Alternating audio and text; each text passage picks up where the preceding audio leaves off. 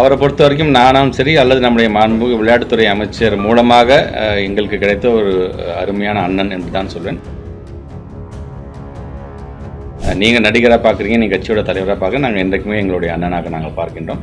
அவரும் மக்கள் பணி ஆற்ற வேண்டும் என்று சொல்லியிருக்கார். நேற்றே எங்களுடைய மாண்புமிகு இளைஞரணி செயலாளர் மாண்புமிகு அமைச்சர் இளைஞரணி செயலாளர் சொல்லியிருக்கார். அவருடைய மக்கள் பணி சிறக்க எங்களுடைய வாழ்த்துக்கள் என்று சொல்லி அந்த வாழ்த்துக்களோடு என்னுடைய வாழ்த்துக்களை இணைத்து இல்லை, கட்சியை ஆரம்பிக்கிறது அவங்களுடைய சொந்த விருப்புகள். யார் வேண்டாலும் ஜனநாயக நாட்டில் கட்சி ஆரம்பிக்கலாம். கட்சி பெயர் வைப்பதும் அது அவர்களுடைய எண்ணங்கள், அவருடைய கொள்கைகள்லாம் வரும்பொழுது தான் அது எந்த அர்த்தத்துக்கு கட்சி ஆரம்பிக்கிறது என்பது நமக்கு தெரியும். நடிகர் விஜய் கட்சி ஆரம்பிச்சிருக்காரு, அதை பத்தி உங்களுடைய கருத்து என்ன?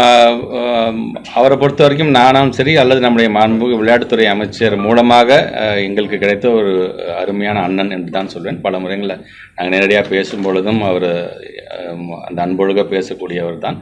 நீங்கள் நடிகராக பார்க்குறீங்க, நீங்கள் கட்சியோட தலைவராக பார்க்க, நாங்கள் என்றைக்குமே எங்களுடைய அண்ணனாக நாங்கள் பார்க்கின்றோம்.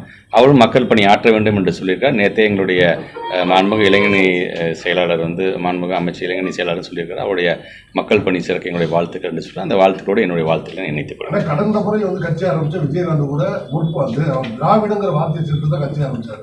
அந்த திராவிடங்கிற வார்த்தை மிஸ் ஆகிருக்கு அவர் கட்சியில்.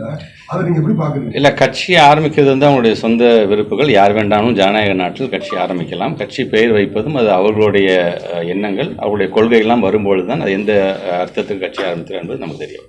தொகுதி பங்கீடு குறித்து ஒரு ஆலோசனை கூட்டினார். திருச்சி தொகுதி இந்த முறை காங்கிரஸ் கிடைக்குமா இல்லை திமுக?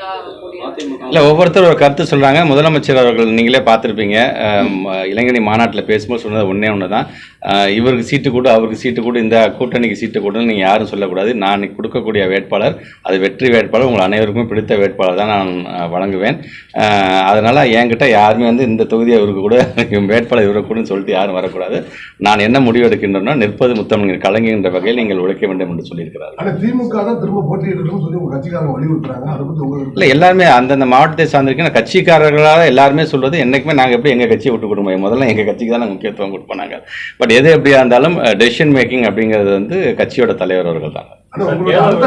சிறப்பா நடந்தது. இப்போ மகாராஷ்டிரா கவர்மெண்ட் என்னன்னா வேலைவாய்ப்புல முன்னுரிமை தராங்க, அந்த மாதிரி தமிழகத்திலையும் ஒரு கோரிக்கை வைக்கிறாங்க. அதை பற்றி இல்லை, வேலைக்கு முன்னுரிமையை பொறுத்த வரைக்கும் பார்த்தீங்கன்னா நீங்கள் இப்போ இந்த பட்ஜெட் செஷன்லாம் முடிஞ்சதுக்கு அப்புறமேட்டு தான் உங்களுக்கு ஏன்னா இப்போ உங்களுக்கு எவ்வளோ முதலீடுகள் வந்திருக்கு நீங்கள் பார்த்துருப்பீங்க. நீங்கள் 6,64,000 கோடி கிட்ட நம்முடைய குளோபல் இன்வெஸ்டர்ஸ் மீட்டில் நம்ம பண்ணியிருக்கோம்.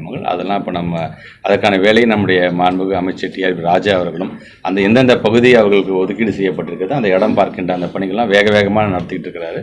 இப்பொழுதும் கூடுதலாக இப்போ ஸ்பெயினுக்கும் போயிருக்கிறாங்க. அங்கேயும் பார்த்தீங்கன்னா 2 கம்பெனிகள் மிகப்பெரிய ஒரு முதலீடை கொண்டு வந்திருக்காரு. ஸோ இதெல்லாம் ரெடியாகி வரும்பொழுது கண்டிப்பாக அதற்கு ஏற்றார் போன்ற வேலை வாய்ப்புகள் எல்லா தரப்பிலும் அது கண்டிப்பாக கொடுக்கும். ஆனால் ஜல்லிக்கட்டை பொறுத்தவரை கிராமப்புறங்களில் அது ஒரு விளையாட்டாக தான் பார்க்குறாங்க. அந்த சிறந்த மாடுபிடி வீரருக்கு ஒரு அரசு வேலை வழங்கணும் அப்படின்னு தொடர்ச்சியாக கோரிக்கை வைக்கிறாங்க.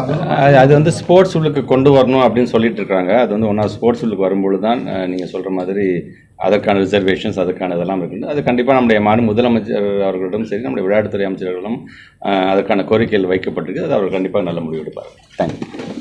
இதுபோன்ற செய்திகளை மேலும் தெரிந்து கொள்ள எங்களது யூடியூப், ஃபேஸ்புக் மற்றும் ட்விட்டர் ஆப்களை சப்ஸ்கிரைப் செய்யவும்.